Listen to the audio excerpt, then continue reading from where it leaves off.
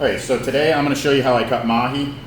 Mahi is one of my favorite fish for people to learn on because the meat is very forgiving in the sense that if you move the fillet a little bit, it doesn't shred as much as a snapper or a grouper will. Also, for us, they come in H&G, but even if the head was on, it doesn't have as much as a bump up on the second side, so it makes it a lot easier for people to learn how to cut. So first, the collar has been pretty much trimmed down here. I would cut out around the collar and the fin. That's already gone.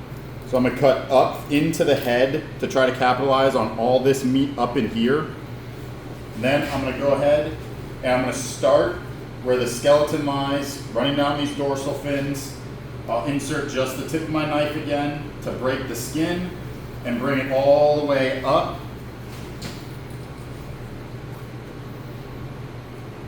And at that point, you turn your knife around and you're gonna lay it right on top of the skeleton and you're gonna start working it all the way down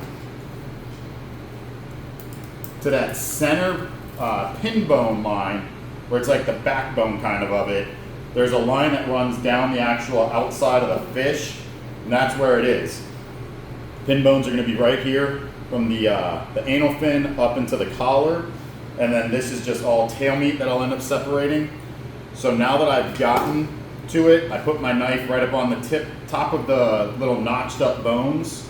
So that way I separate all the meat. And then I'm gonna angle my knife down, slide it through, open up all that meat right there. Then I'm gonna pop the pin bones up this way.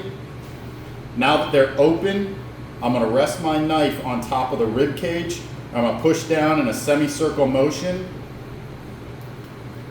trying to make sure that I come underneath this belly flap to capitalize on all that meat right there. Now that it's right there, I lay the fillet down, and I just open up that skin on that side, flip it over, and do the same thing.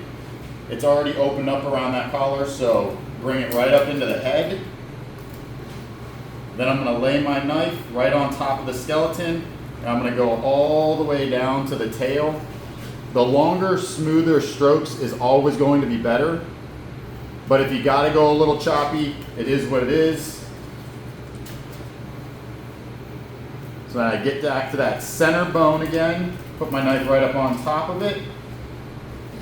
Now that it's opened up, I'm gonna angle my knife down again, swipe to open up all that meat, pop those pin bones, lay it right on top of the ribs.